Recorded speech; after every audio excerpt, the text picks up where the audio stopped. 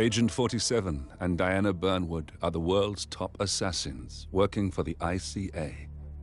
Unknowingly, they have been hired by a shadow client to target a number of operatives of Providence, a secret organization working in the highest echelons of power.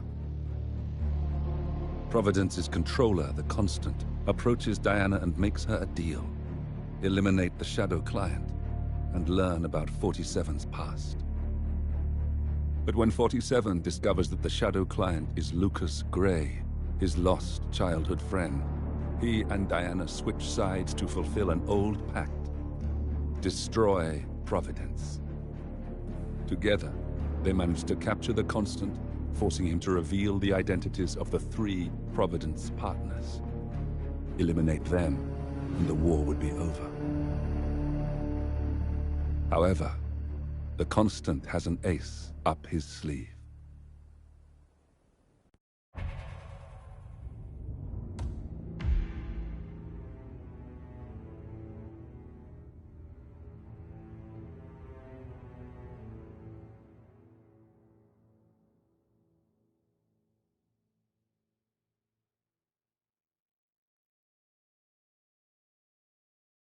Look closer. In the shadows, behind the everyday world, beyond the headlines and the suits of power, a hidden hand.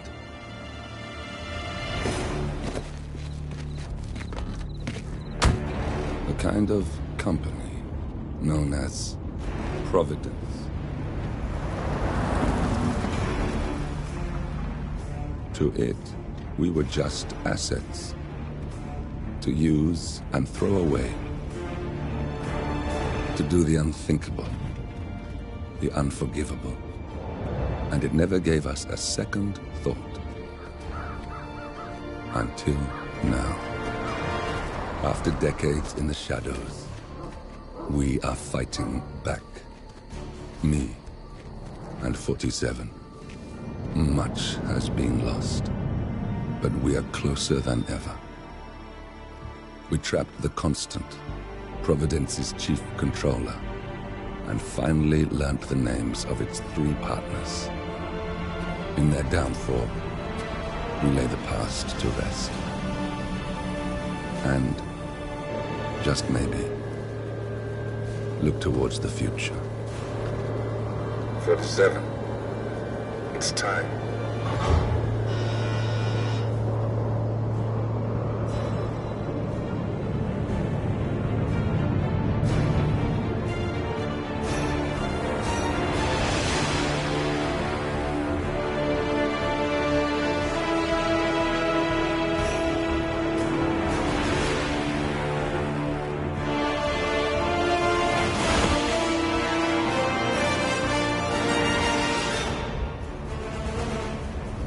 Partners are down there. You know, I never planned this far ahead. You never do. I see someone got his memory back. Wait, is that a beacon?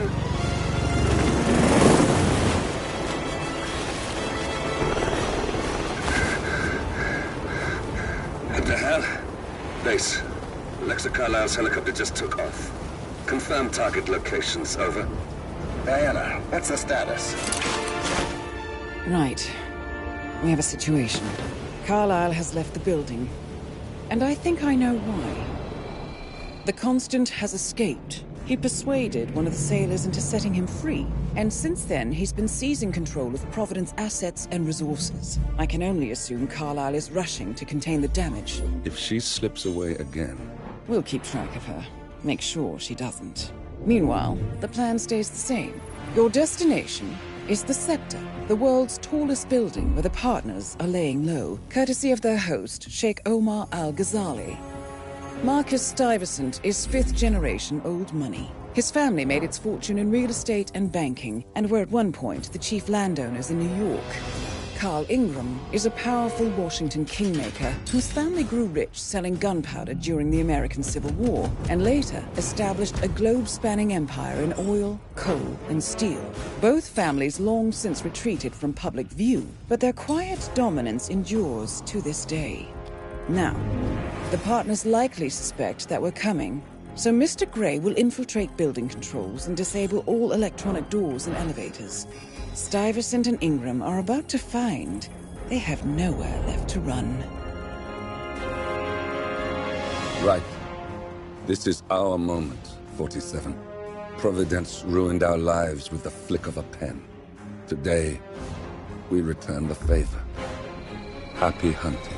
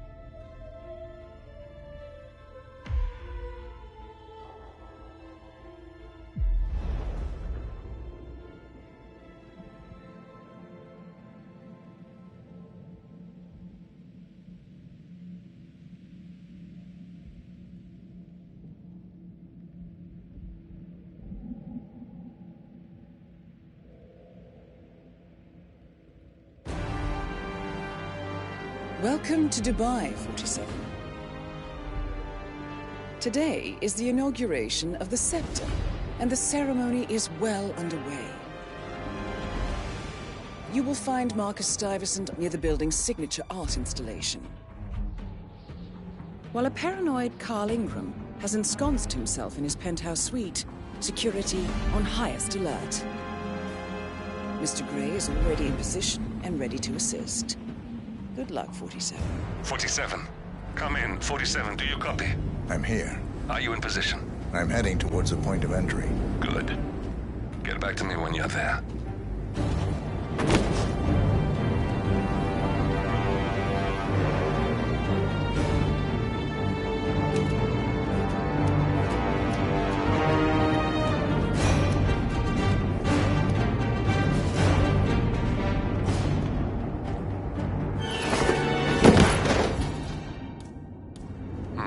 Locked. 47, use your camera and scan the lock, will you? I think I can override the Windows controls from here.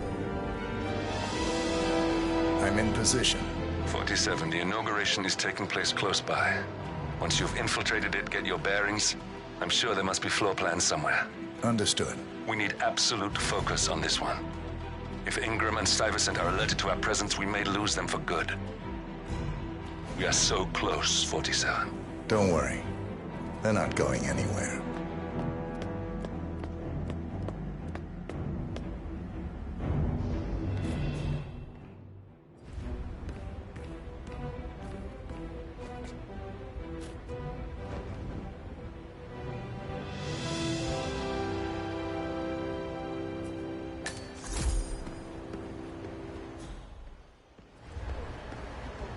Welcome. Very secure, right? So be sharp, my friend.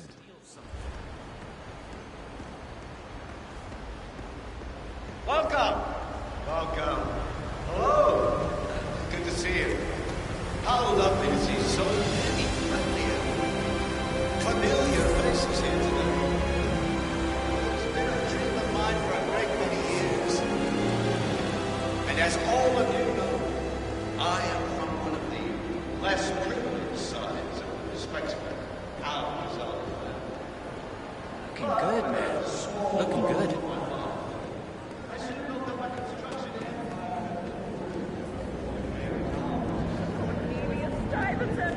Oh, you're here!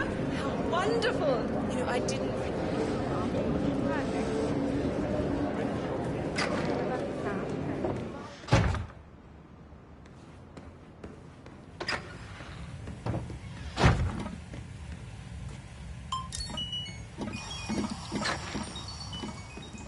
a fine day today, isn't it, sir?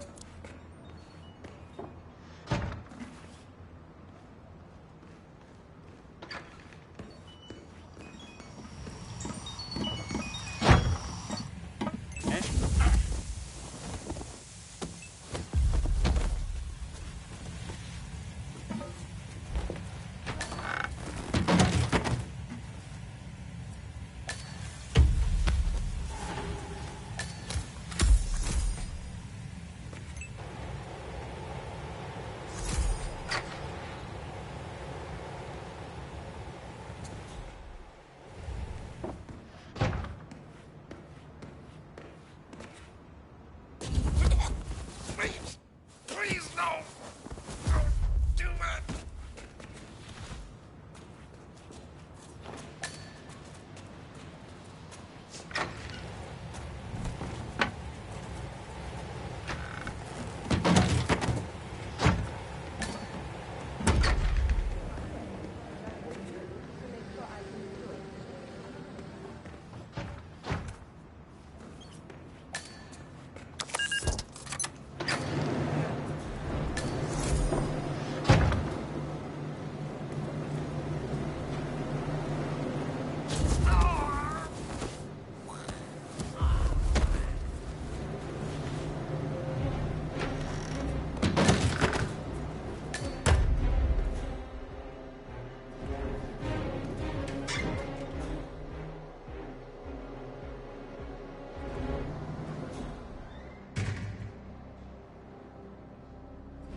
"47.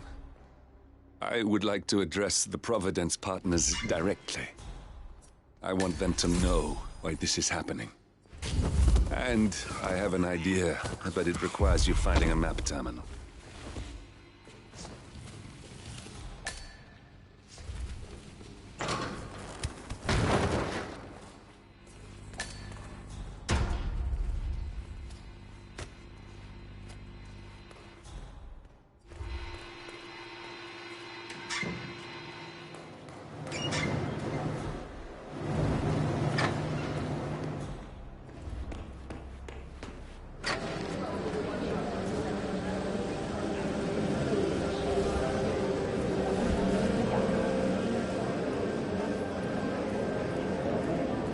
Garçon, I love her best.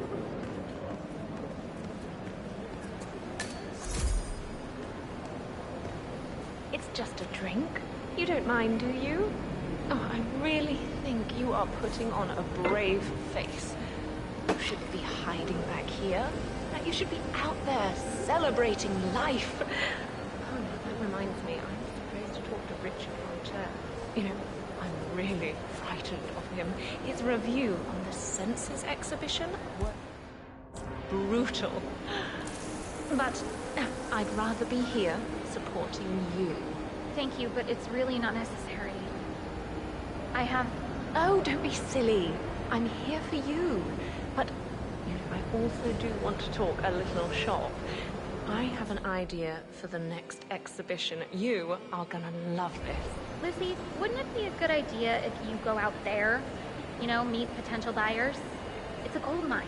You know, Cornelia, I really worry about you.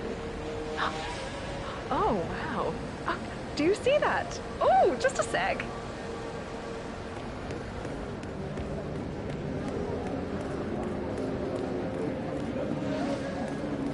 At least you make tips.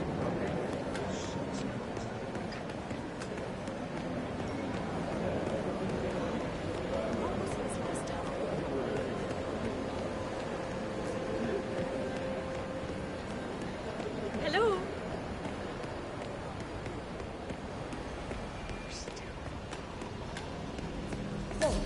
It's just a precaution. I've been personally invited by the Royal Highness Omar Al-Gaddafi. I should have said, sir, I understand. You can't enter without being searched. Standard procedure. This is ridiculous. Well, that's how it is. Think about it and come back if you want. I'll be waiting upstairs in the reception. Understood. Twisted.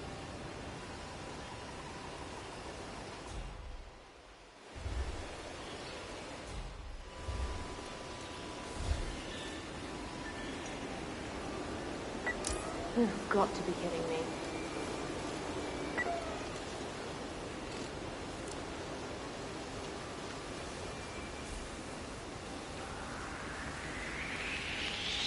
Excuse me, did you have anything to do with this mess? Hold it right there!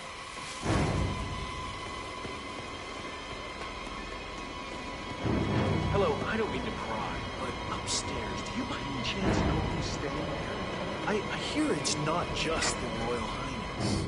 Sir, I suggest you stop asking these questions.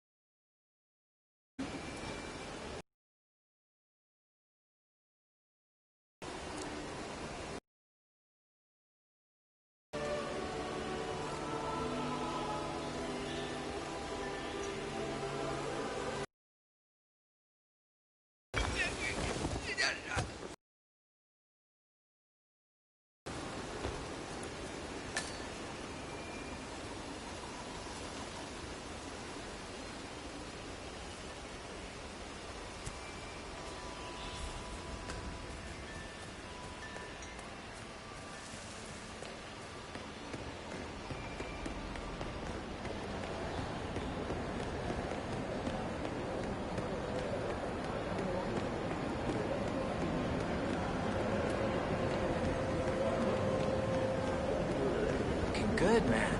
Looking good.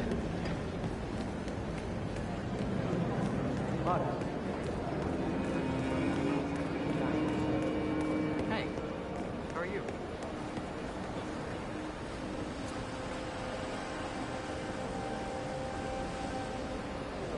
Hi there.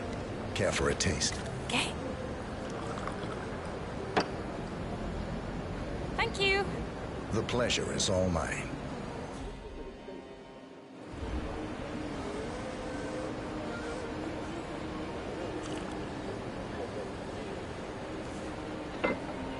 Let me through. Oh, I'm just a little bit of sick in my mouth. Oh, Mo's gonna come. Get out of my way! Okay. Okay, I need a hint. What's wrong?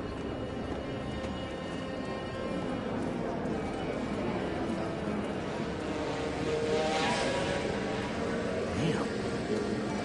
Huh.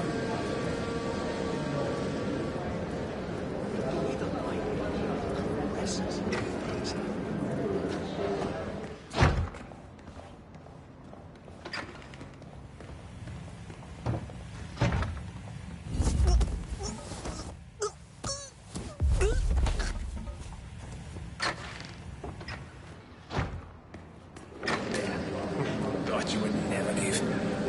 Ooh, gin, weird. Garçon, I love that band.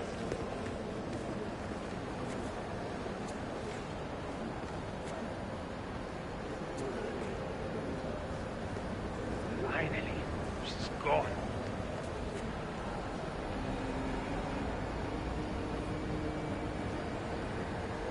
Dad, I'm so glad. Right there. That's Marcus Stuyvesant. Providence partner, self-entitled and arrogant little worm. He might not look like much, but he's done more damage to the world than you could dream.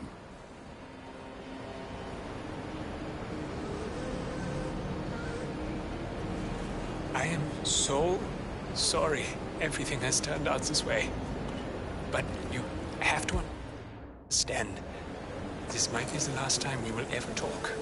Face to face, at least. You want to try something different? Whoa. Thank you. It's got a little kick to it.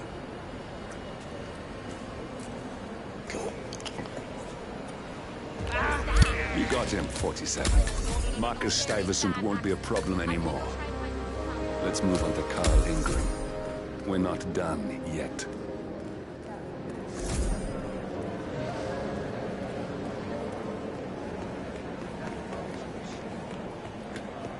Excuse me. Can I get some help over here, please?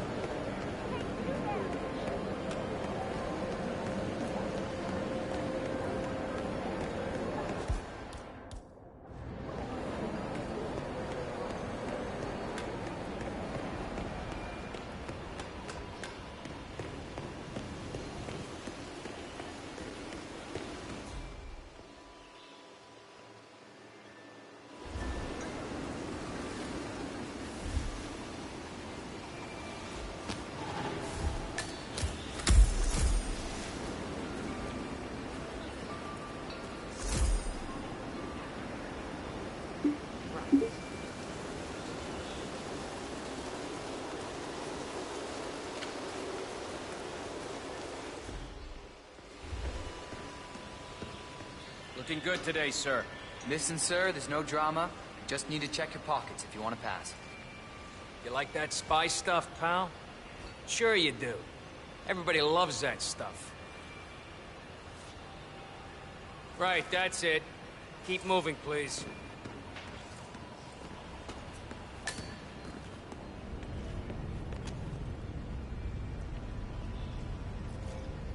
Oh, Mr. Kazim.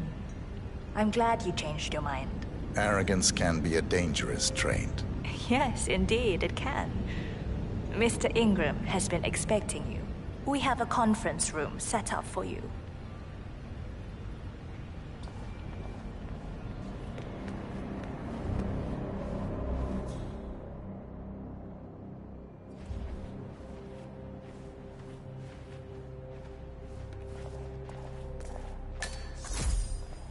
Let the pros do their job.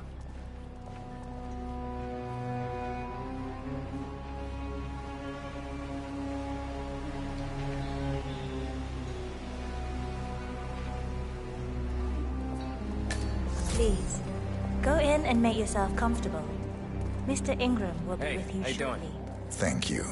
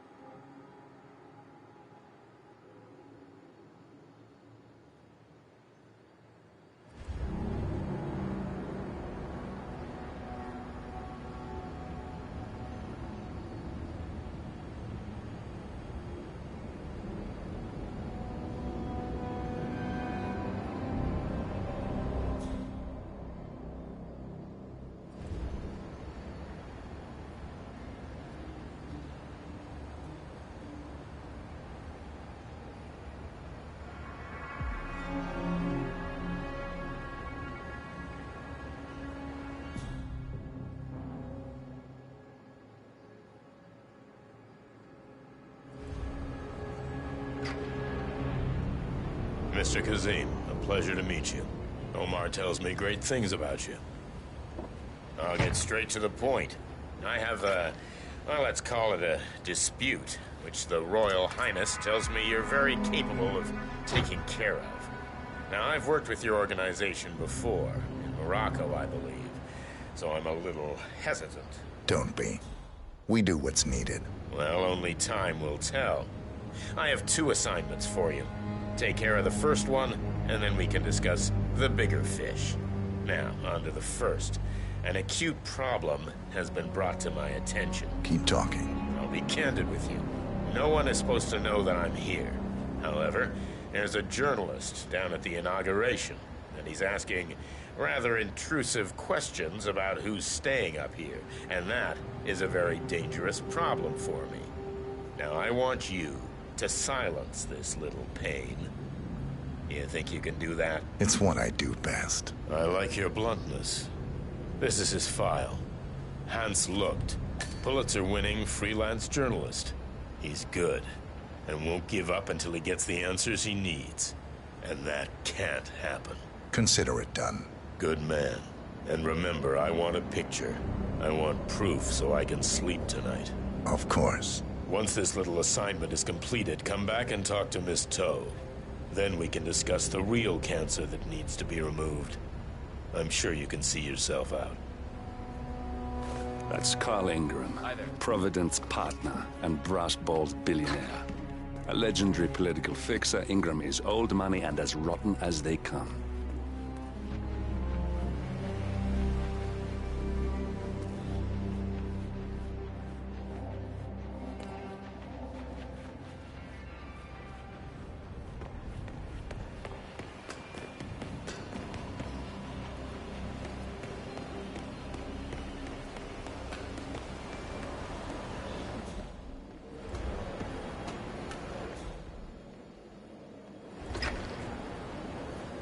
Hello there, sir.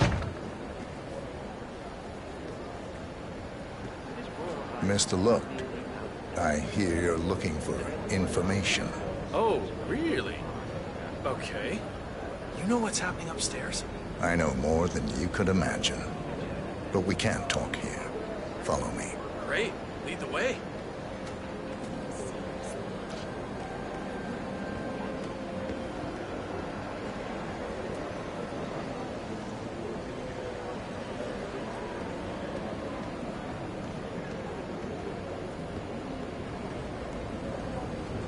How are you today, sir?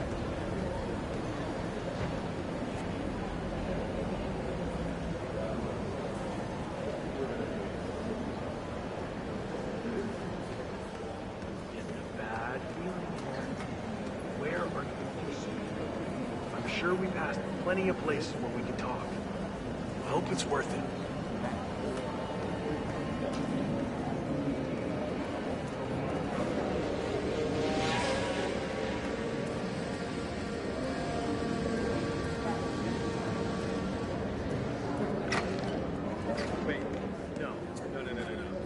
This feels off. I don't trust you.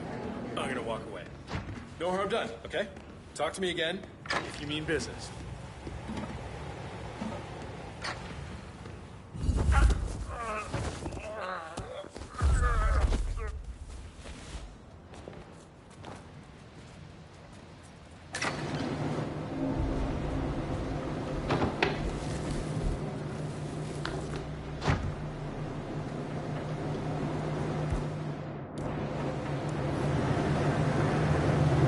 Yes, that's it. Now Ingram trusts you, it's like shooting fish in a barrel.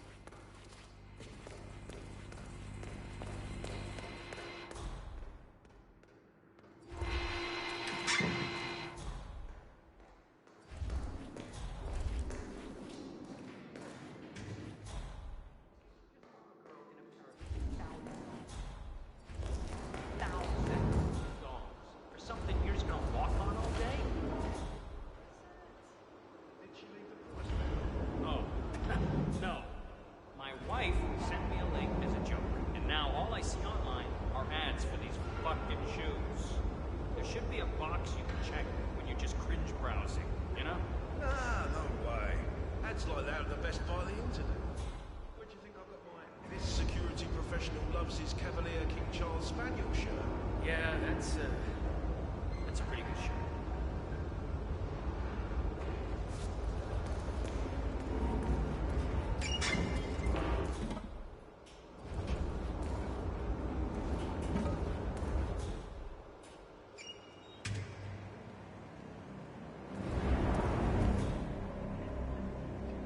Sick today. Of all days. His Highness has everyone working triple shifts. There's so much going on here. I've had 4 staff update meetings already.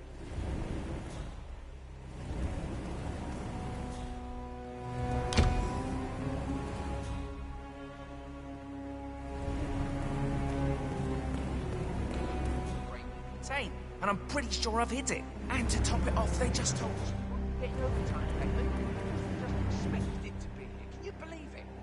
God, can this day get any worse?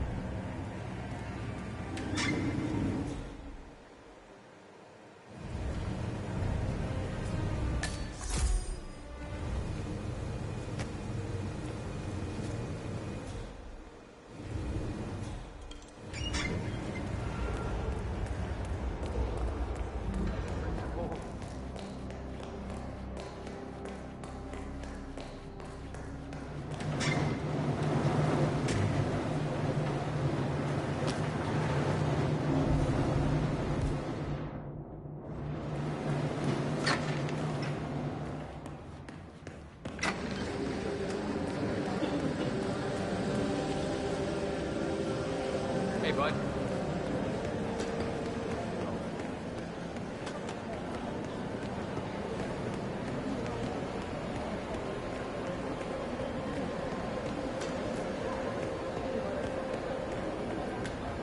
John.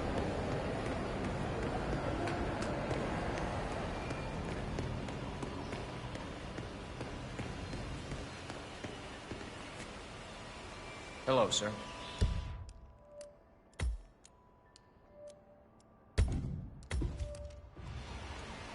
And how are you today, sir?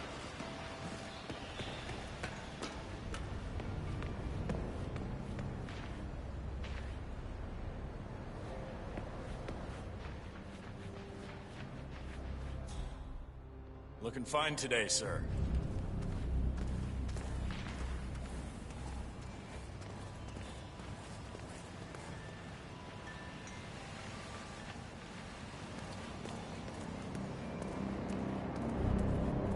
Mr. Kazim, welcome back.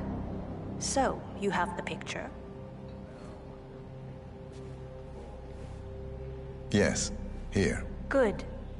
Our guest will be delighted. Please follow me. He's waiting. Right this way, Mr. Kazim. How you doing?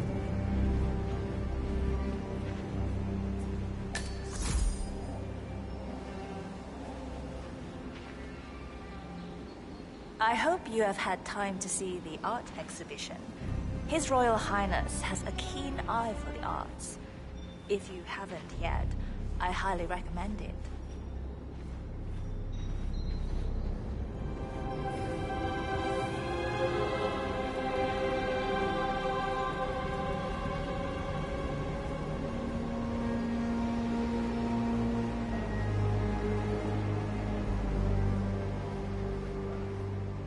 Have you seen the view yet? It's quite spectacular. On a clear day, you get a wonderful view of the Arabian desert. It's a sight to behold, the vastness of it. Back in China, this would never be possible, because of all the smog.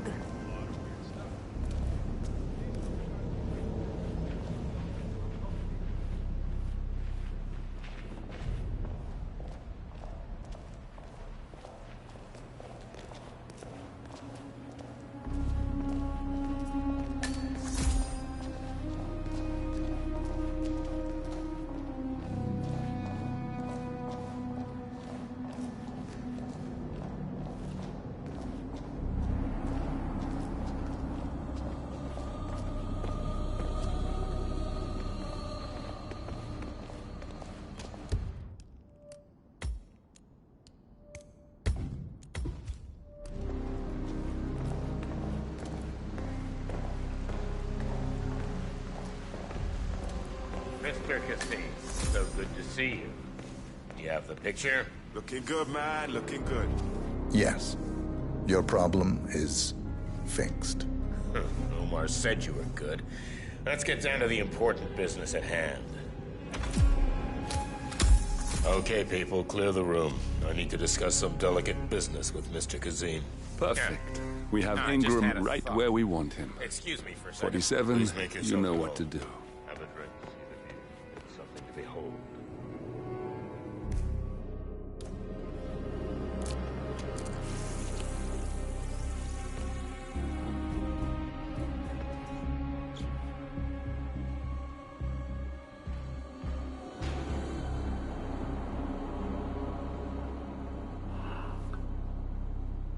Now, where was I? Oh, that's right. My man here will stay for the meeting. I assume that will not be a problem. Either way, you have no choice in the matter.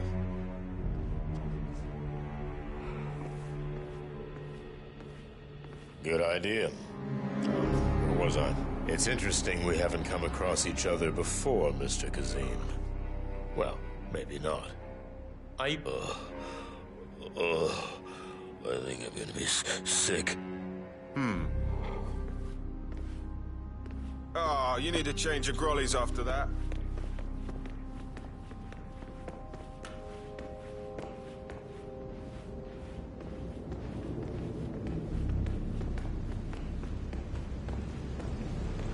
Okay. We've got an individual vomiting. Stand by.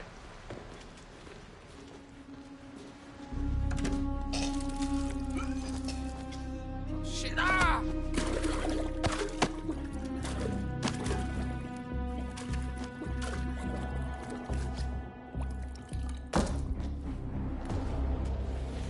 We got him, 47.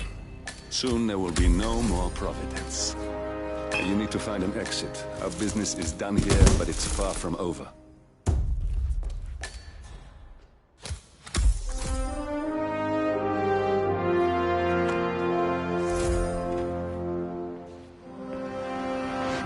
No need to panic.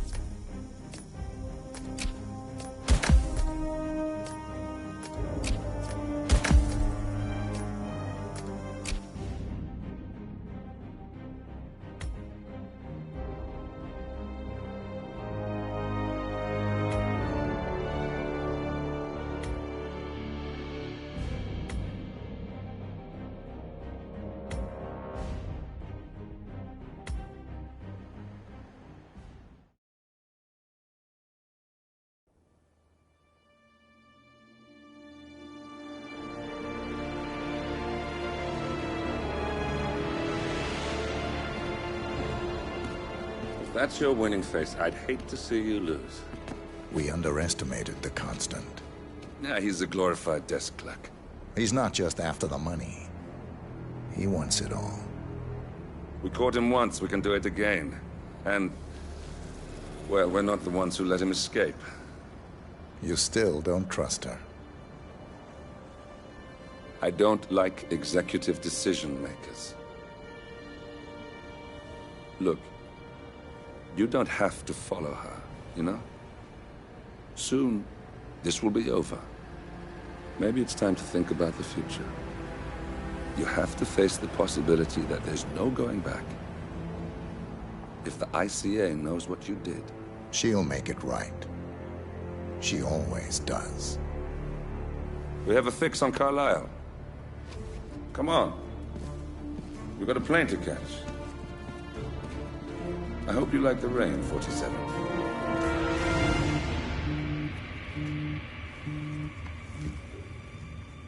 Miss Burnwood. How did you... I have everyone's number. You really ought to know by now. You planned this? All of it? Don't be silly. I just played the hand I was dealt. We'll find you. You had me. Where'd that get you? We handed you an empire. It's for the best. The partners were complacent, set in their ways. But power is more than just security. Providence can be an agent of change. Surely you understand. Or you will. Soon enough.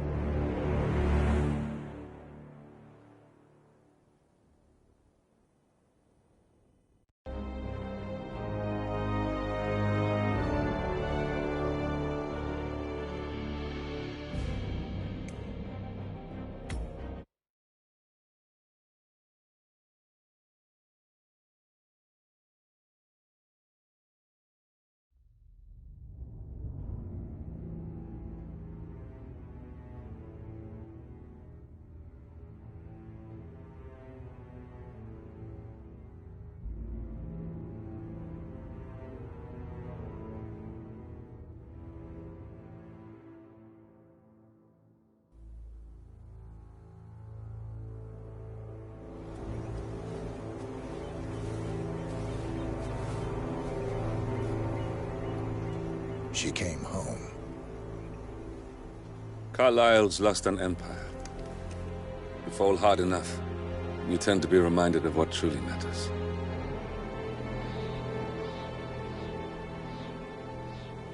So, the end of the line. You ready for this? Are you? Who will you be, without a score to settle? I guess the world's most wanted fugitive will have to do.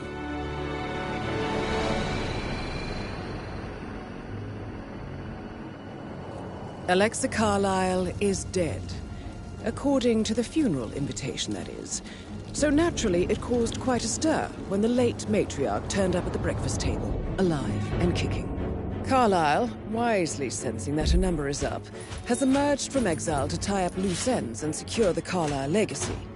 She may be a monster, but you have to admire her due diligence. Carlisle descends from an ancient line of warrior aristocrats. Her great-grandfather made a killing in the Second Opium War and established an empire in shipping, railroads, and newspaper publishing. While largely unknown to the public, the family still asserts its quiet dominance over global transport and logistics, media, and technology. Most senior of the partners, Alexa Carlisle, is cold as ice, tough as nails, and sharp as a razor. Incidentally, it was her late father who first brought the three families together after the end of World War II at this very house, meaning that this gentleman is the birthplace of Providence. It began here, and it ends here. Talk about poetic. One more thing. According to our intel, Carlisle keeps a case file on the Constant. Information that may be helpful in his recapture, so don't leave the estate without it. Right. Happy hunting, 47. See you on the other side.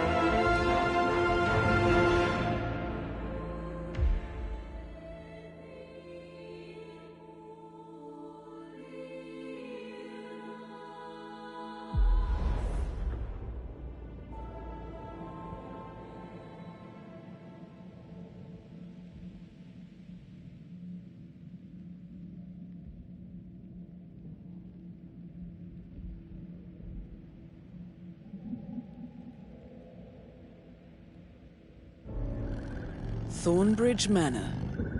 The Carlyle family's home for countless generations. The Revenant Alexa Carlyle and her 3 adult children, younger brother Zachary, grandson and daughter-in-law, are all gathered to conduct Carlyle's sham funeral. Curiously, Carlyle summoned a famous London PI soon after arriving this morning, but his purpose at Thornbridge is yet unclear. Now, the target knows that you're coming, and her guard detail is top-notch. So Mr. Gray will secure their nearby field HQ and intercept all calls going in and out of the estate. Any appeal for backup is going to fall on very deaf ears. Good luck, gentlemen.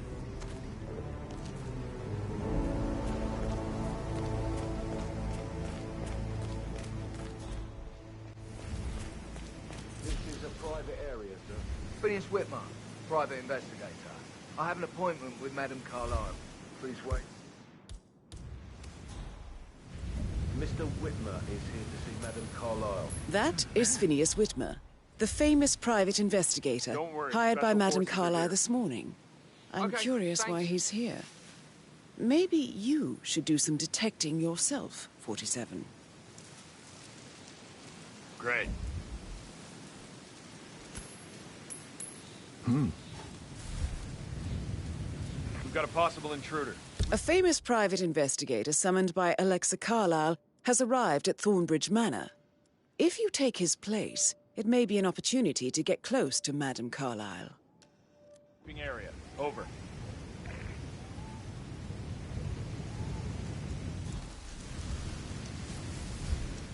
That's good. That's good.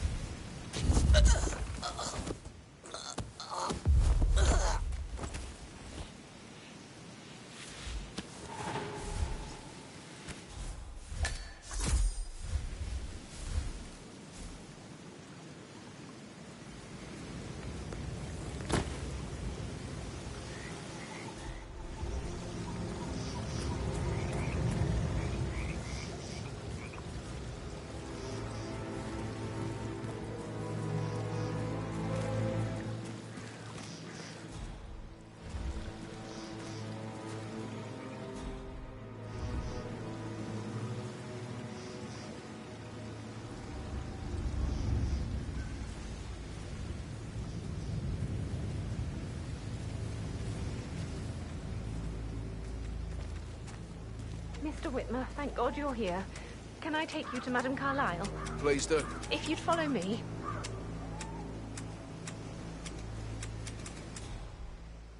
I know I oughtn't say anything, but I'm so relieved you're here. Everything's just so strange. Preparing for Madame's funeral, and then she turns up alive.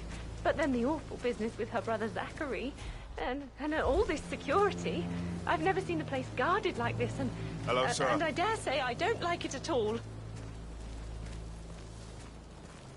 Oh, by the way, I told Kate about those texts. What did she say? Well, I thought she'd be mad at me, but she just thanked me. But she understood.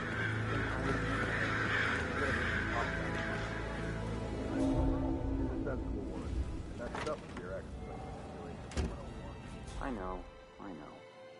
I guess I thought she was gonna read into them and freak out. Say I must have done something to provoke her.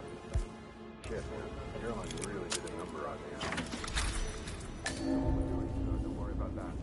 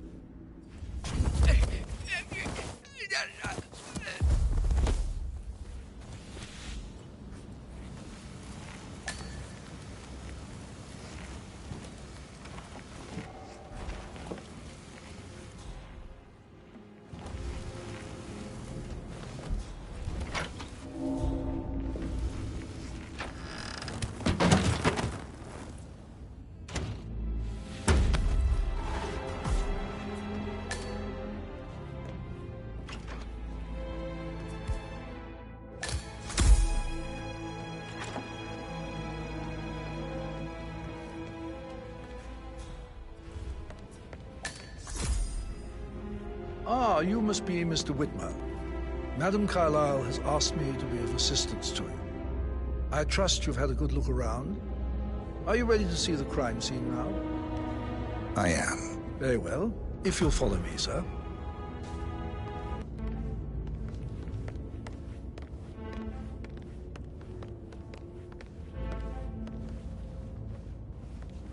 I feel obliged to point out that current affairs surrounding Madame Carlyle are of a delicate nature. You may be familiar with the recent announcement of her death. You will probably learn that a staged funeral is scheduled to take place tomorrow. Madame's children were not informed until this morning that their mother was in fact not dead at all. So please bear with them if they seem affected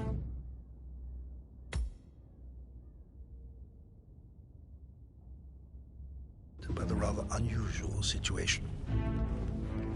I trust I do not need to remind you that there will be consequences if word gets out that Madame Carlyle is still alive. I'll consider her dead when I leave. Before you inspect the crime scene, I will tell you this. The case concerns the death of Mr. Zachary, Madame Carlyle's younger brother. He was found dead in his bed this morning. The door was locked from the inside, and a suicide letter was found in his room.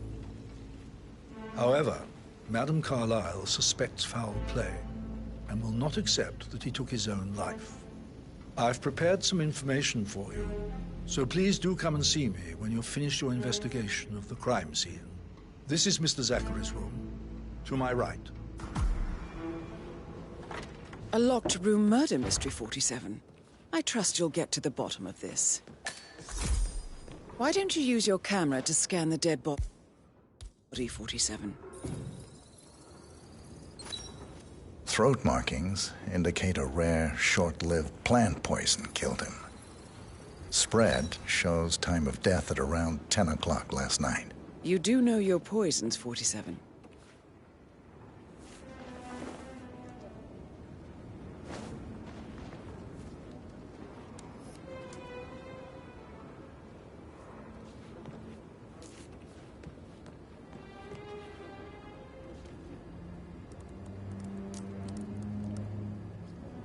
Zachary was shopping for New Wellingtons last night. Not exactly what you would expect from someone suicidal. Zachary's suicide note. Also, a sample of handwriting. It could be relevant to compare to other samples to establish its authenticity.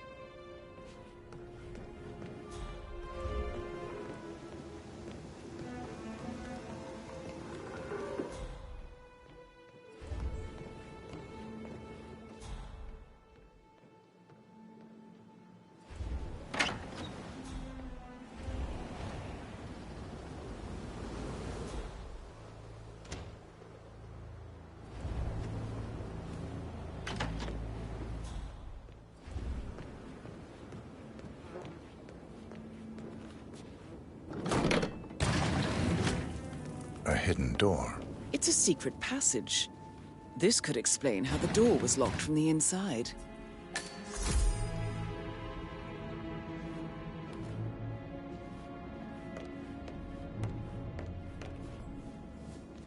A photocopy of the floor plans.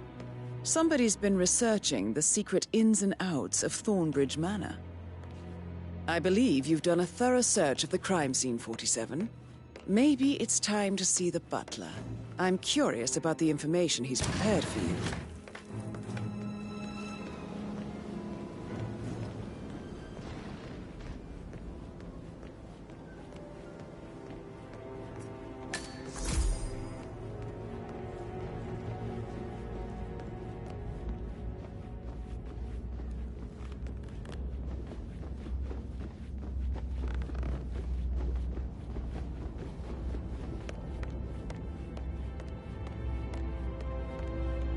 Mr. Fernsby, I'm done with the crime scene. Did you establish a time of death? Zachary died around 10 o'clock last night. Well, that means the staff were off duty. And Madame Carlyle and her security didn't arrive until this morning. That leaves Madame's family and myself as the only persons here when he died. And before you ask, no. I do not have an alibi. I was alone in my office at the time of death. Here's the material that I prepared for you. It's a list of the possible suspects and their quarters. Hopefully that will help you keep track of your findings. Please come and see me when you've solved the case, and I will take you to Madame Carlyle. This is very useful information, 47.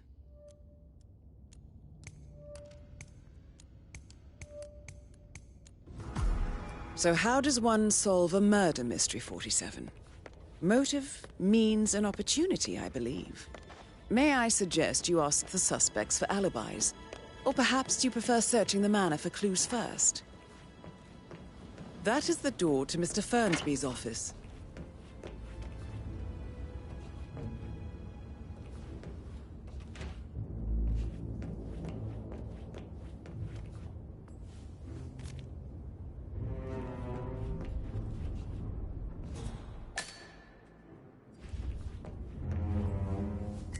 Painkillers. Lethal if you use enough of them. But not the poison used to kill Zachary. Of course, Madame Carlyle doesn't know that. Are you considering to frame the butler, 47? Zachary's diary. This is big. He was about to confess to the world that he and Alexa murdered their older brother Montgomery 46 years ago. And apparently, Mr. Fernsby helped make the murder look like an accident. Mr. Fernsby clearly didn't commit the murder, but I think you have enough evidence to convince Madame Carlyle he did. And 47, the handwriting doesn't match the suicide letter in his room, proving he didn't write it himself. Maybe you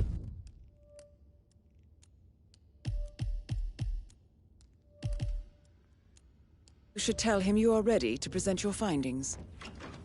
Unless, of course, you want to do some more detecting, 47? Such a gentleman. He gave me his coat and all. Rosie, you need to forget about Patrick. No good's gonna come of it. Stick to your own kind. Oh, you mean like Chris? He treated me like shit. All he wanted to do was play his stupid video games, never any romance. I deserve romance. Rosie, tell me what you did last night. I'm in trouble, aren't I? I spent the evening with Patrick. We met after dinner and I went home at 1 in the morning. He said he needed someone real to talk to.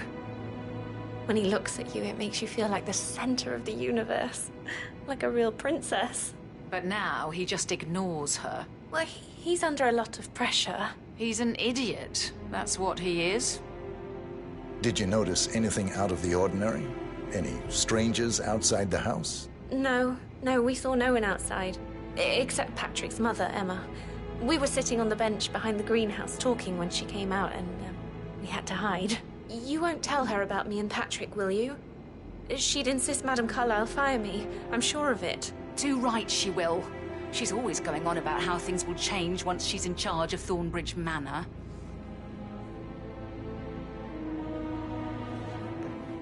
So 41 guests will attend the funeral tomorrow. There's still a lot to see to, but we're in good time, I think. I can't deal with all this pretend funeral stuff just now. I know I have...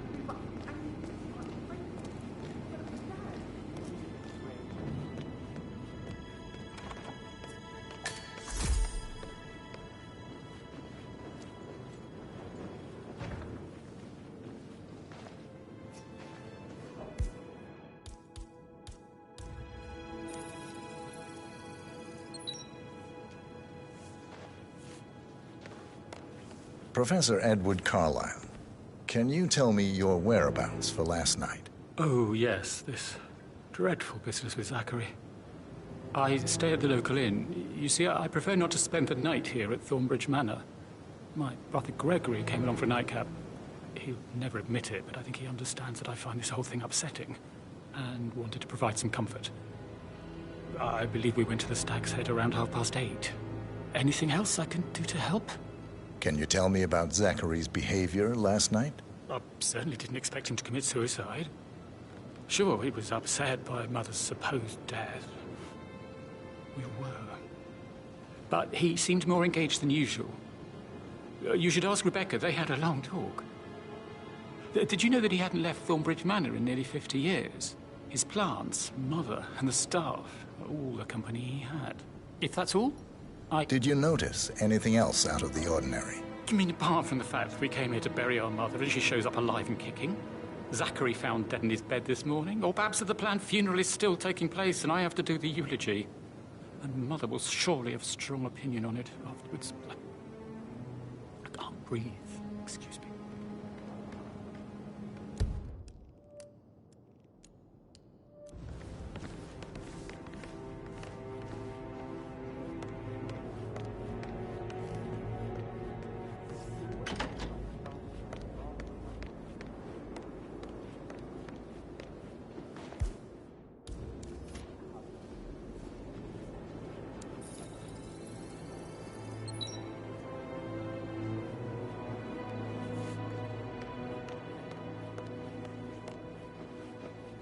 Emma Carlyle, can you tell me where you were yesterday evening? Surely I'm not a suspect. I need to account for everyone. Well, I spent the evening with my family, but I got an awful migraine and had to take to bed. Everyone can attest to that. I believe I went up when the boys sat down for a drink around 8 o'clock. Anything else you want to know? How did you feel about Zachary? I might as well be honest. His presence was always awkward. How do you have a meaningful conversation with a man who only cares about plants? In my opinion, Alexa bears some responsibility for how this ended. She supported his self-limiting behavior by letting him live here. Is that all? Have you noticed anything else out of the ordinary? Nothing special comes to mind.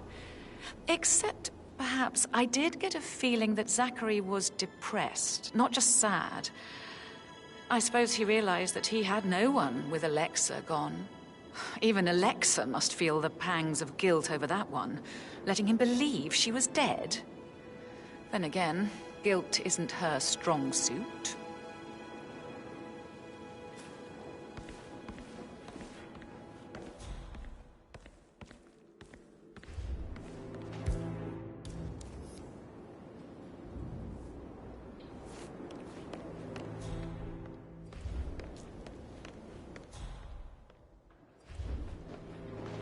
Gregory Carlyle, can you tell me where you were yesterday evening?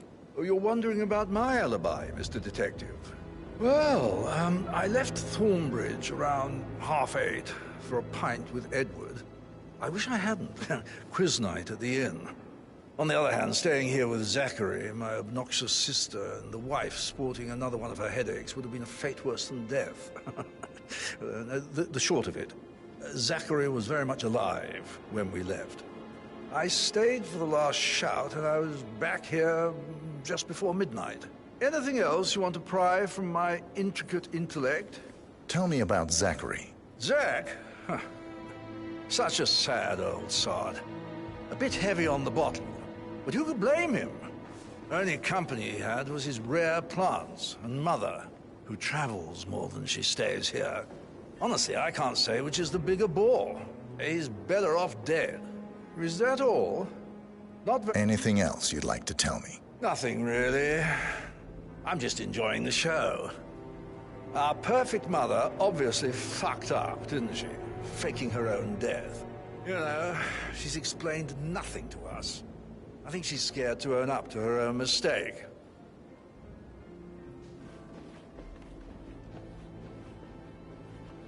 Rebecca Carlyle, can you tell me about yesterday evening? We don't really see much of each other, my brothers and I. I suppose it takes our mother's funeral to bring us together, and even then, it's not like we sit on each other's laps. Now, let's see. Patrick, Gregory's son, disappeared straight after dinner. You know, I think he might be in some sort of trouble. Edward wanted to go as well, but Gregory convinced him to stay for a few drinks before they went off for a pint at the local at 9:15. I swear Gregory enjoys Edward's discomfort over staying here. I had a conference call with my New York office at 9, so I spent 3 hours on my laptop in my room and went straight to bed afterwards. I don't know about Emma. She did act a bit strange. You know, I bet she was making lists for changes needing to be done once she gets her hands on Thornbridge Manor. Quite the shock she had when Mother arrived during breakfast. Is there anything else you want to ask me? Tell me about Zachary. Did he act strange last night? You know, now you mention it, he was a lot more chatty than usual. He wanted to know about my connections in the publishing business. Apparently, a friend of his is writing a book, which strikes me as very peculiar. I didn't think he had any friends. Is that everything, Mr. Whitmer? Anything else you feel like mentioning? I may be wrong, but I saw Mr. Fernsby, the butler, leave Zachary's room early this afternoon. And he seemed a bit startled when he saw me in the hallway. It's probably nothing. Oh, and one more thing. Please be kind to Edward. He can only take so much.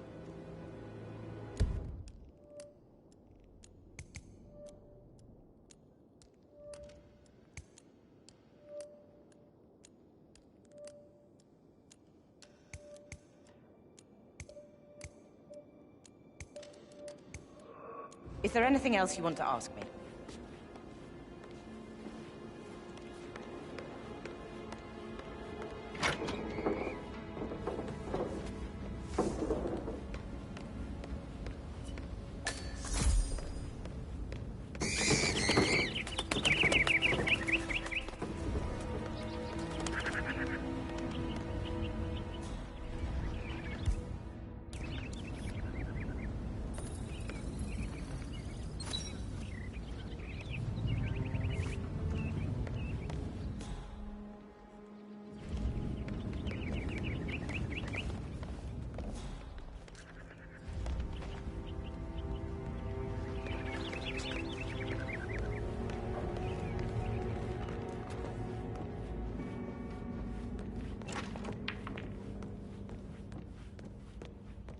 How's everything coming along, Elaine? Very well, Mr. Fernsby. Make sure you focus on your work. I will. Patrick Carlisle. Can you tell me where you were yesterday evening? Mr. Patrick. Don't worry about It's me. that sneaky butler, isn't it? He ratted me out. Elaine, give us some privacy, would you? Don't tell Mother, okay? She's really tense these days, and the last thing I need is more hassle. I took that pretty blonde, Rosie, for an evening stroll. I mean, how the fuck am I expected to cope for an entire weekend in this shithole? I'm bored out of my mind. If that's all, I think I'll get back to my slow death by boredom. What did you think of Zachary? Creepy as hell. No ambition. Imagine deciding to live in a museum. You know, Father says Zachary and Alexei used to be two of a kind. He had a great future ahead of him, then suddenly he just gave up everything. What an idiot. Thank God Daddy chose looks and brains over pedigree when he married Mummy. I don't have to worry about the inbreeding so customary in these circles. So, is that it? Did you see anything suspicious last night? No. I reckon Zachary topped himself. I know I would have. Or perhaps Mr. Fernsby. I don't like him. He could have done it.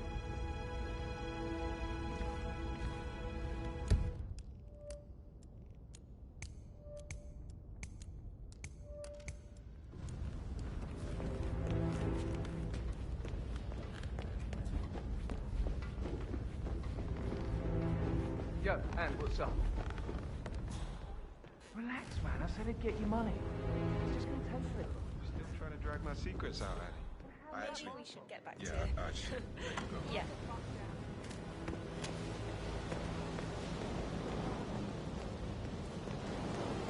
That door leads to Emma and Gregory's room. Don't be stupid. Stop acting like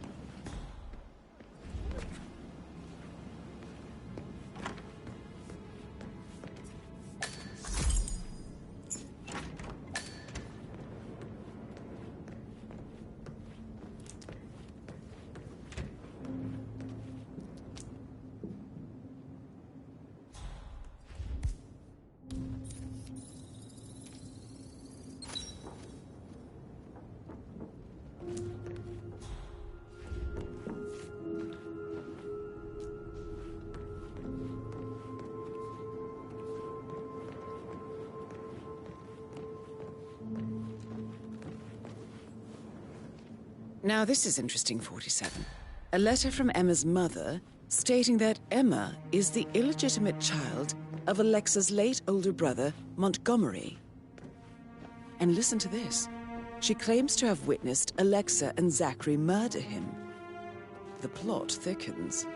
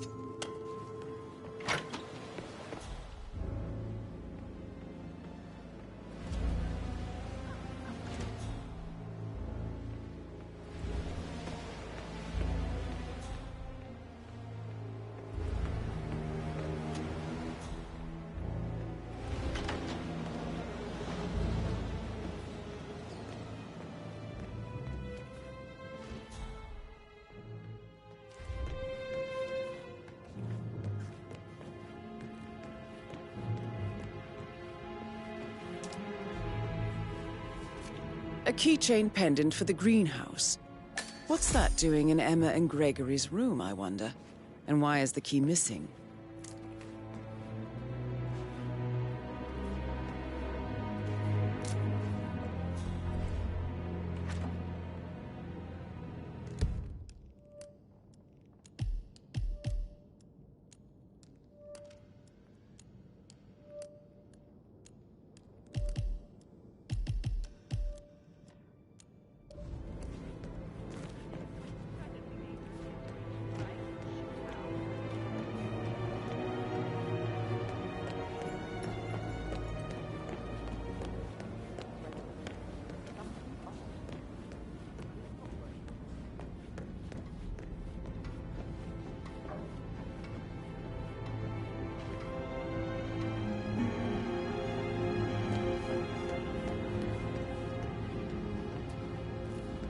That is the door to Rebecca's room.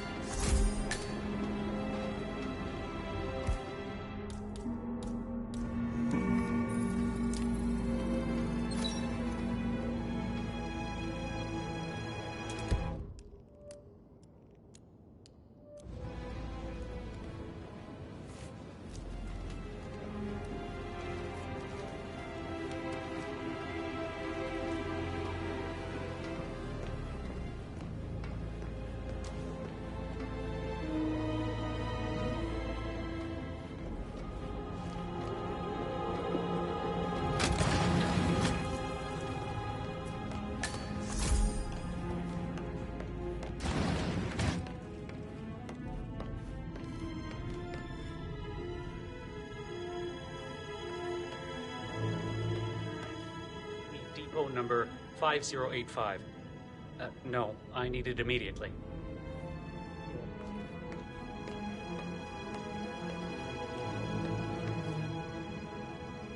It doesn't exist. What do you mean it doesn't exist? Right.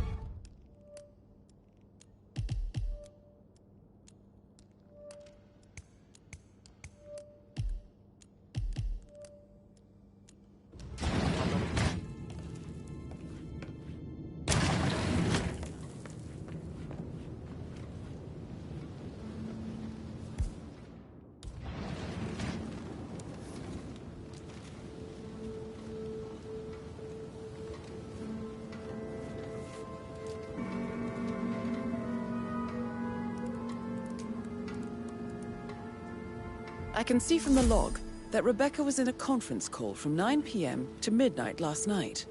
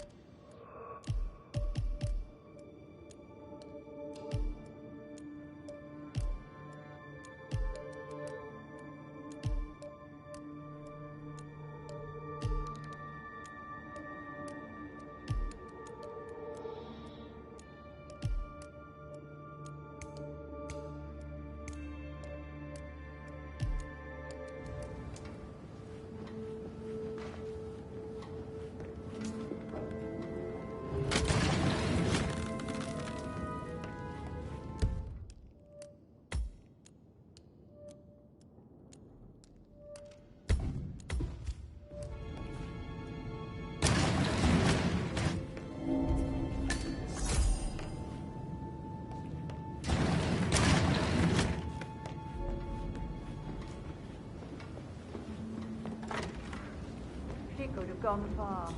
Do I tell her off? That is Alexa Carlyle, unofficial leader of the Providence Partners, and last one to be alive. No, I will have to address the whole family.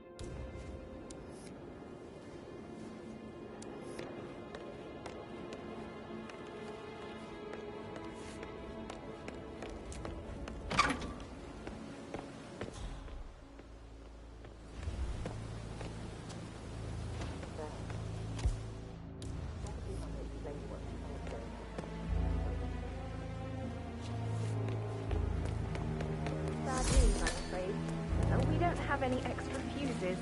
Ethel looked everywhere. God. No power.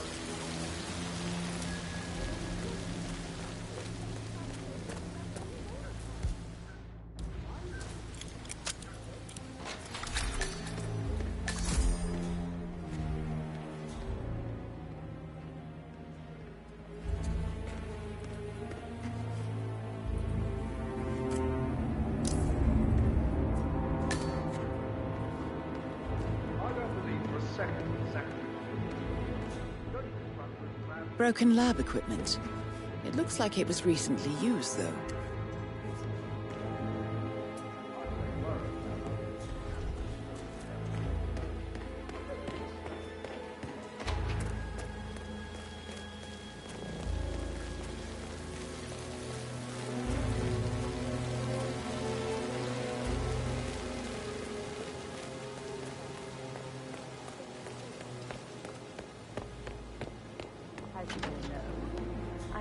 On my plate and need to focus on sorting everything out, so please do not disturb me with your petty concerns.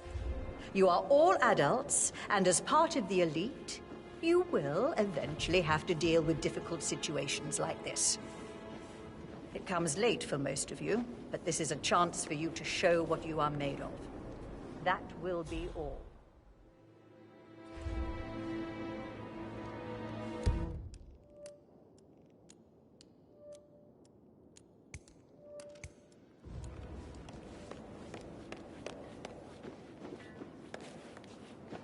What an exit. Go back.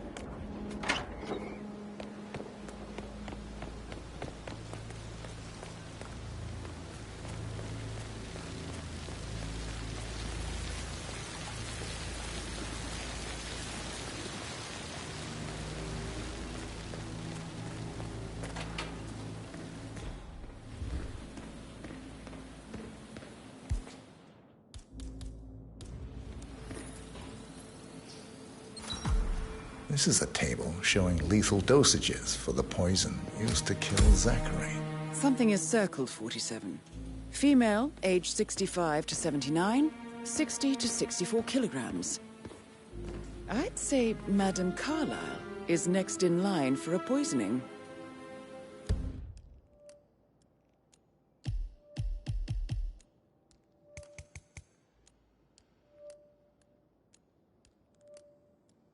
You have uncovered enough evidence to tell Madame Carlyle that Emma is the murderer. Quite the detective, 47. I'm impressed. I suggest you go tell Mr. Fernsby. Unless you think there are more secrets to uncover.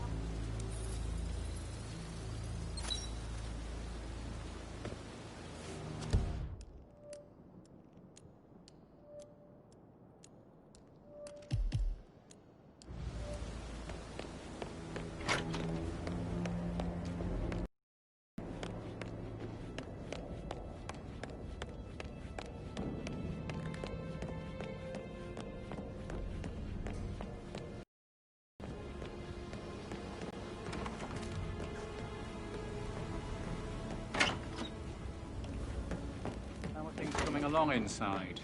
Is everything ready for tomorrow? That things will have to change once I'm in charge. I'm ready to present my conclusion to Madame Carlyle. Very well. If you'll follow me, sir. You'll be fine, Robbie. Kids are great. I need to stop thinking about Emma all the time. Makes me so happy now.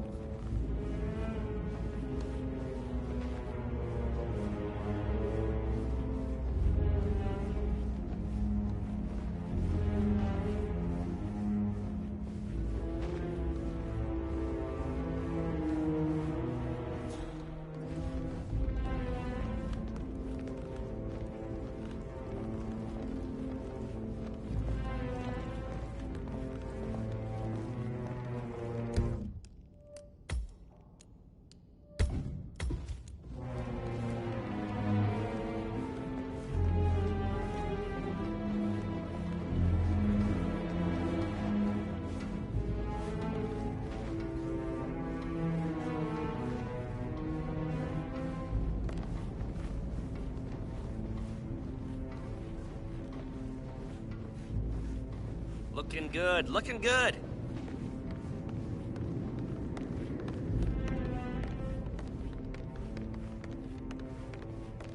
Are there any gardeners outside you haven't seen before? There are a lot. This is Madame Carlyle's office. Please Not step that I know inside. of, no. Can't be too careful. Part of the job.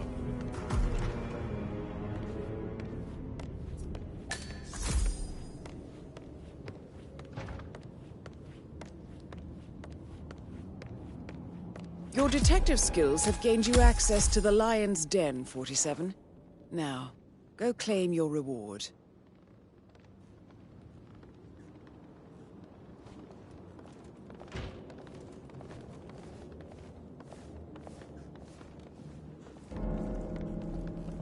So, Mr. Whitmer, you've reached a conclusion. Take a seat. Please, go ahead.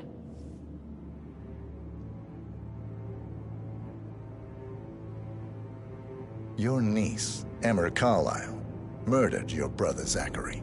My niece? Emma is not my niece. She's my daughter-in-law. And your niece. Emma is the illegitimate child of your late older brother, Montgomery, who you and Zachary killed 46 years ago. That's preposterous. You asked me to find out what happened to Zachary. Would you rather not know? No. No, go on. I found a letter from Emma's mother, Jane, who was the fiancée of your older brother at the time of his death. She witnessed how you and Zachary pushed him off the balcony. She believed you did it to steal the Carlisle empire from her and her unborn child. And she raised Emma to reclaim what she lost, marry your heir, Gregory, get revenge, and secure the Carlisle empire for her bloodline generations to come. Emma is the daughter of Montgomery and that local girl, Jane. She is. Well, the girl got it wrong. I didn't steal anything. I did what was necessary to protect the future of the Carlyles.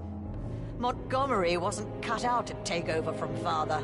All heart and no balls. Emma used a funeral gathering to speed up her installment as the lady of the house, seizing the opportunity to stage Zachary's suicide.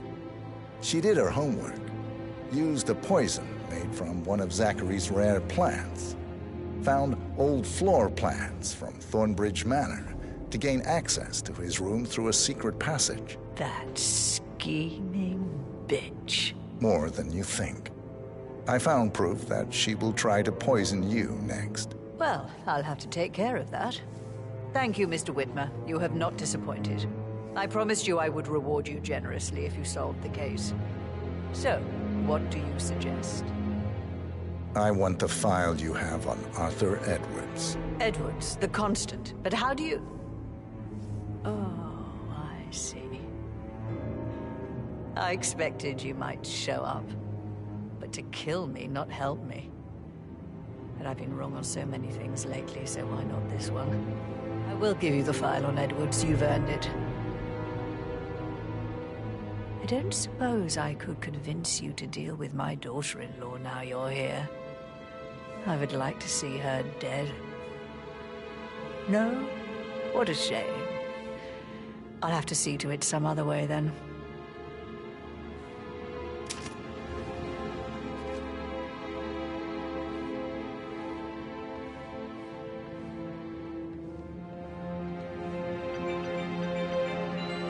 The file you want is in the safe. God, I hope you get Edwards and make him hurt. I need some privacy. Thank you. Hello, sir.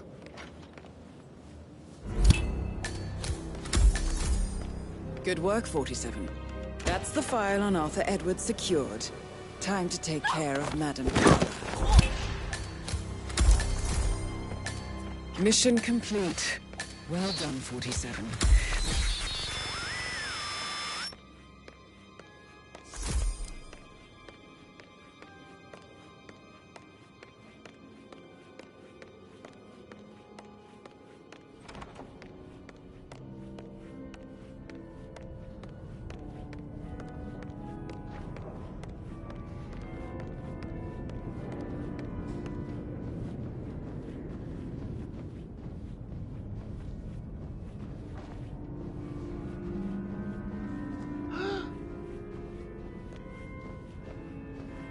Just keep calm.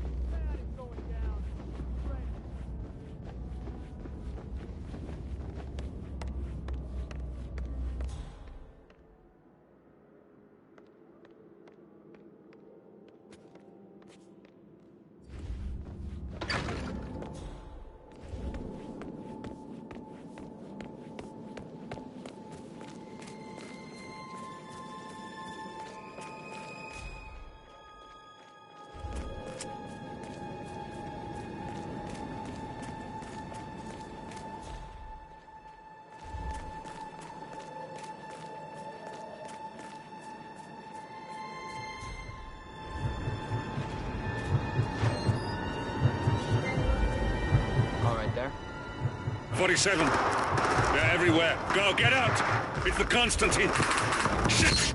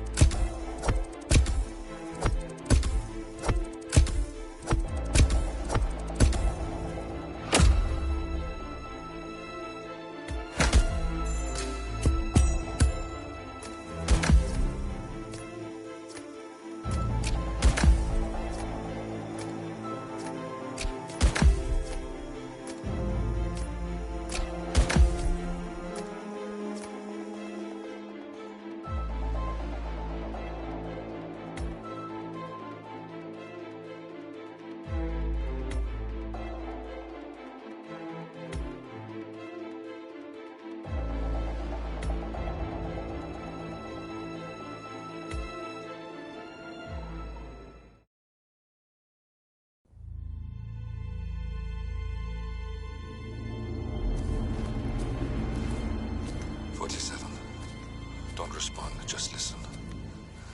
Diana can't help you now. You need to find Olivia. She will know what to do. I wish there had been more time.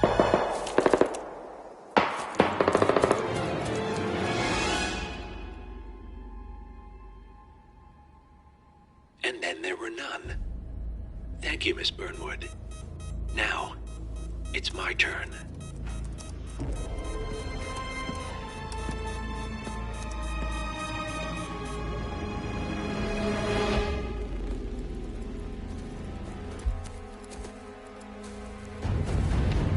Stay down. Boss wants you alive. Yeah? How about now? Over here! Cover me!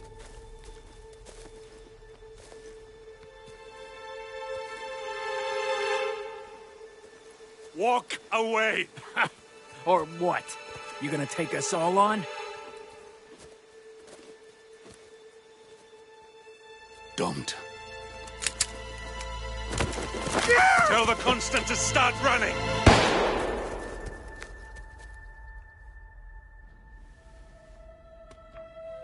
You think you've won? 47 is out there. And 47 never misses his mark. Neither do you, Miss Burnwood. That's what makes you valuable. You're delusional. You think I would betray 47? Trust me, you owe him nothing. What is this?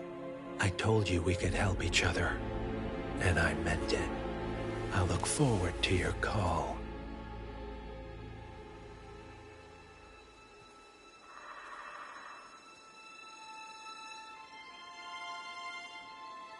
Gray is gone. Go to Berlin and stay out of sight.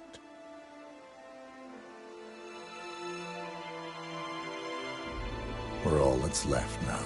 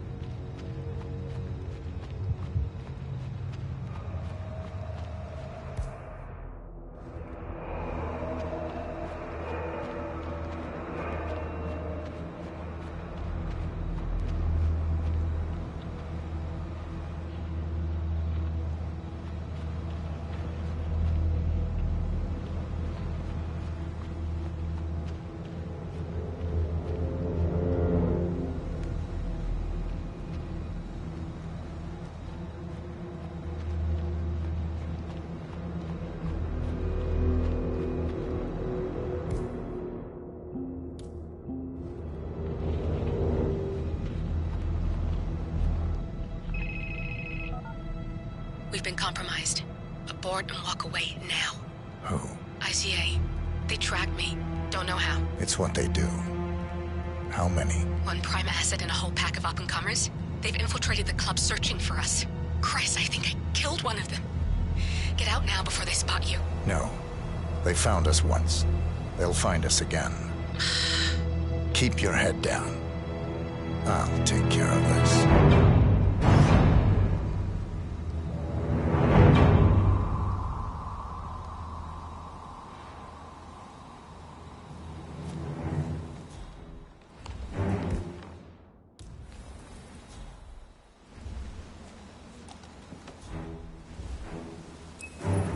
It's me. You copy? Come on. I can hear you. Reception is still bad. No, I haven't seen so much as an owl. Agent Price.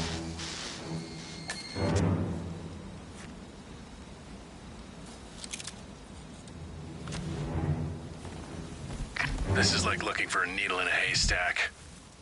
Just keep trying, Agent Montgomery. Our client considers Agent 47 and Olivia Hall as a serious threat. You can't underestimate them. I never do, Joe. We'll find them. We're all in position. Good. Report back to me if there's anything.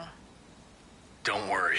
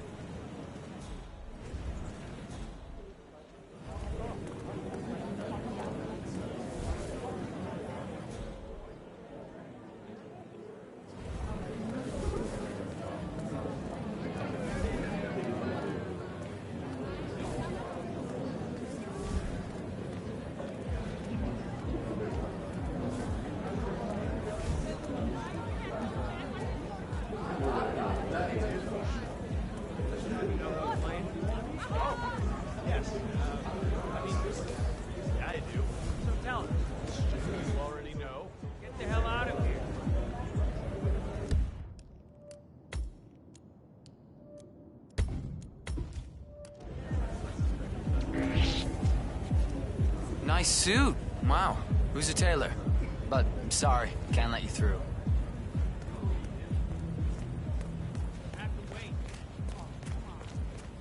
Yeah, hello.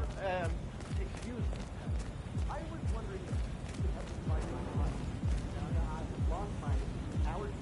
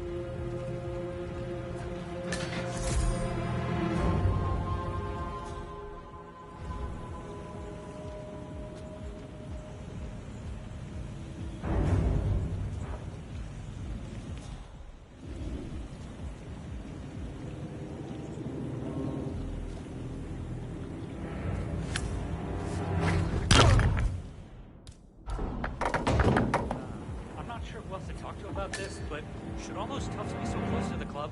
You got nothing to worry about. I'm not worried about me. I'm worried about everyone else. And as long as you and everybody else mind your own business, there won't be a problem. But people aren't exactly out here popping mind your own business pills.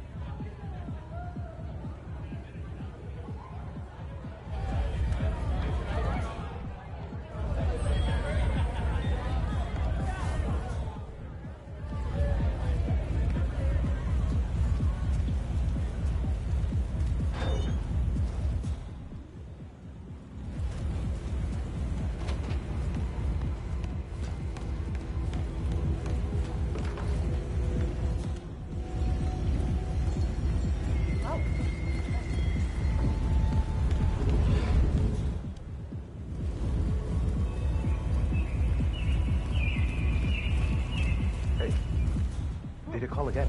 Yeah, it's fine. I'm right there. Just waiting to make a little transaction of my own.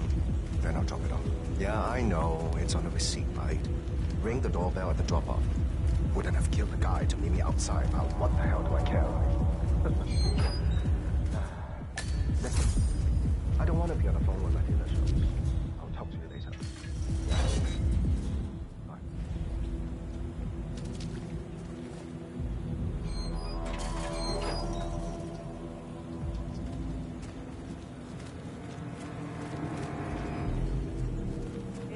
Yes, I'm glad someone remembered me, because I'm pretty sure your driver... Look at all this construction gear. This stuff ain't cheap. You think it's broke? Right up?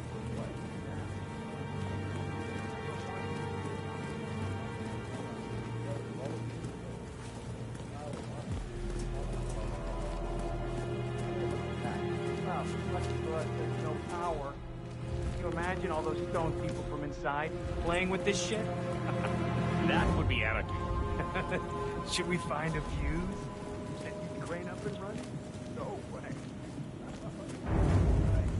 Bad idea. If Rob would kill us! Oh, he'll do more than that.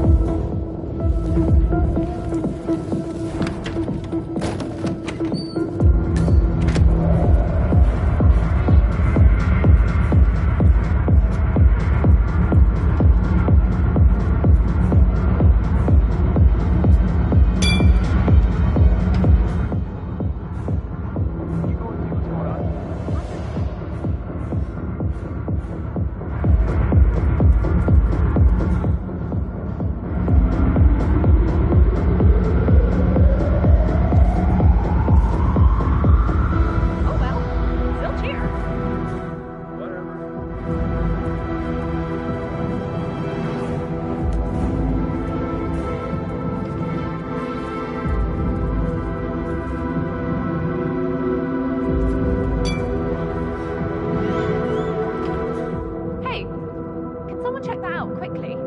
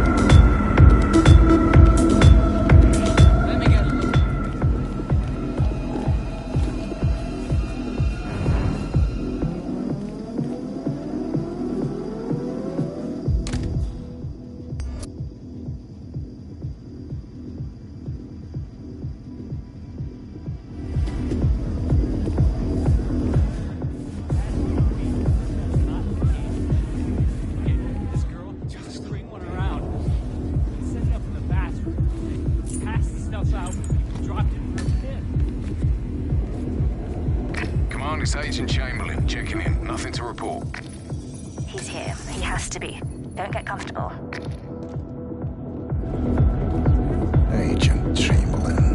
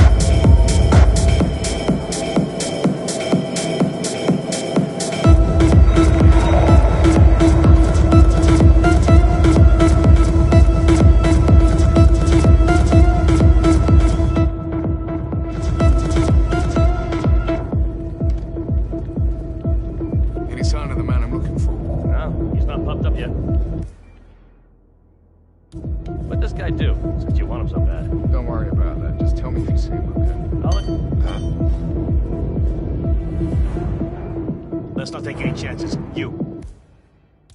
Go check it out. Acknowledged.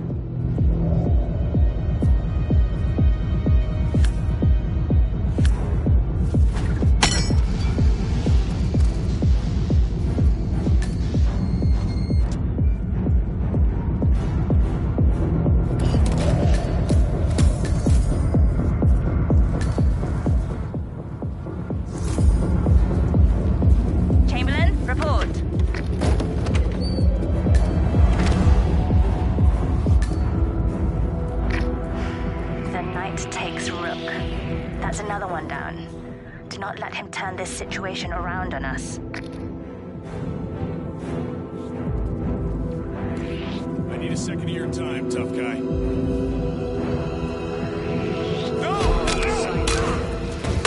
Crap! Go see where that's coming from.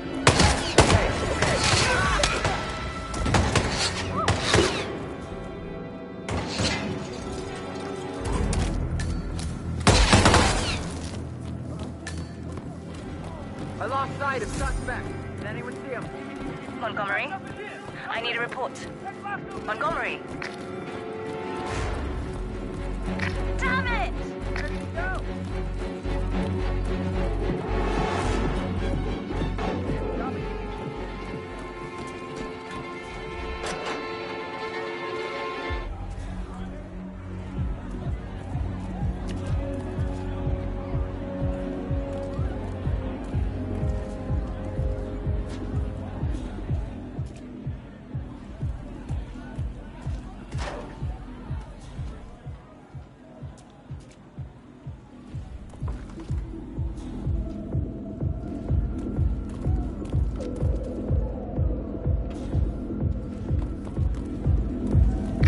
Doesn't feel right about this.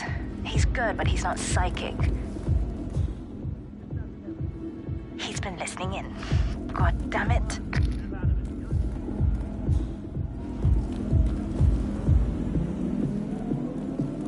You okay? Go on.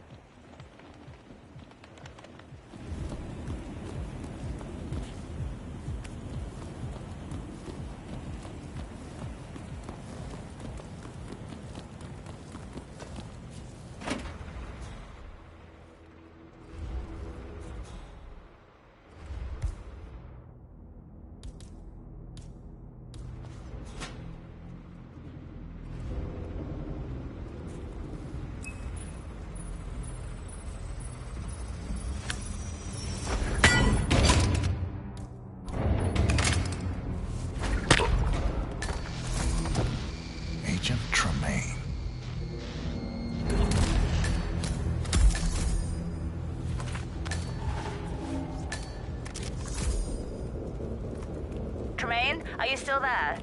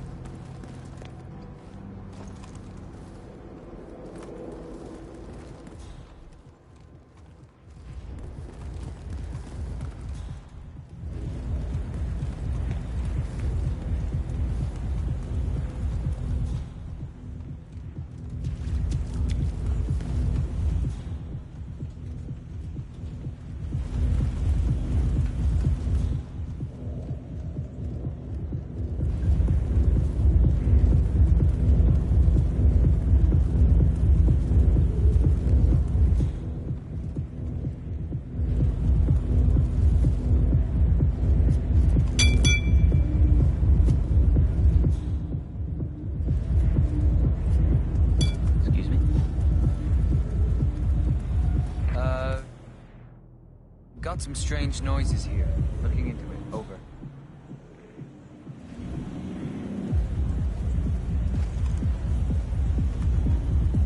Hello?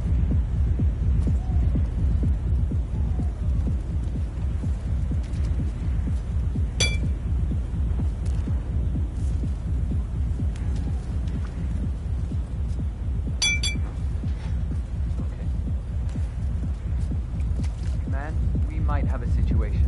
I'll check the perimeter. Over.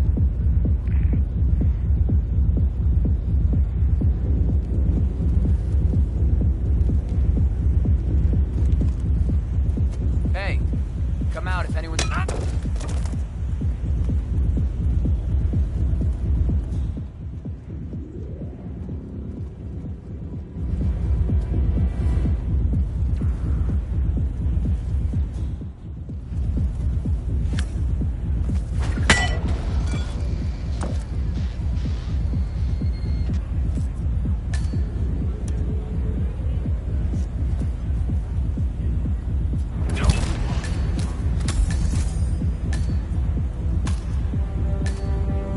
Another one. That's it. I'm pulling the plug. Get out of there now.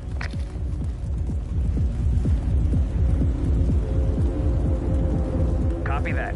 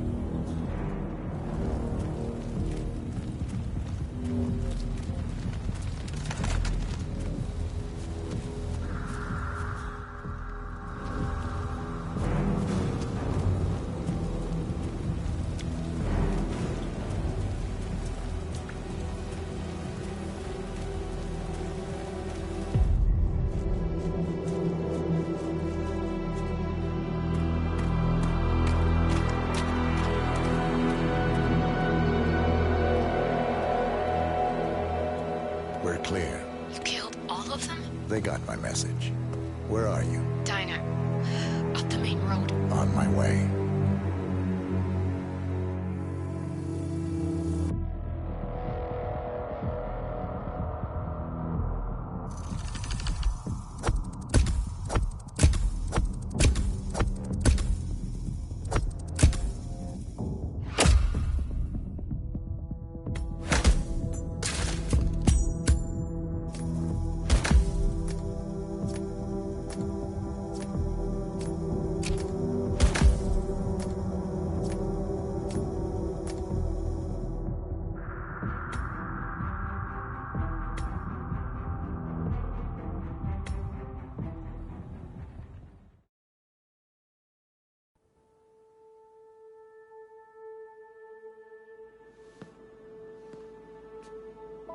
You're hurt.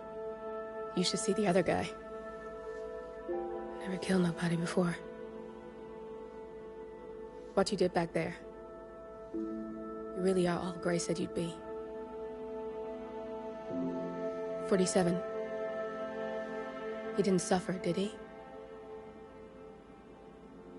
He made it count.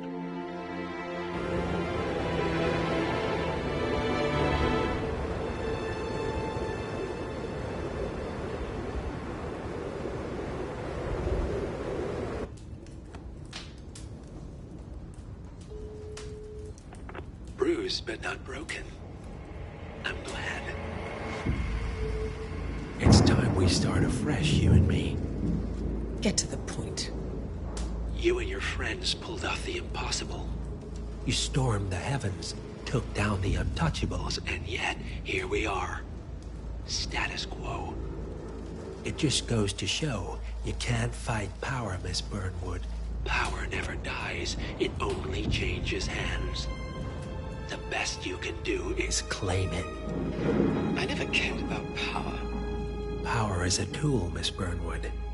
It's the thing that gets you to the thing. As the next constant, you can be the agent of change. Transform the system from the inside, or be transformed by it. No risk, no reward. I'll need to think about it. No, you won't. The real question is, what will you bring to the table?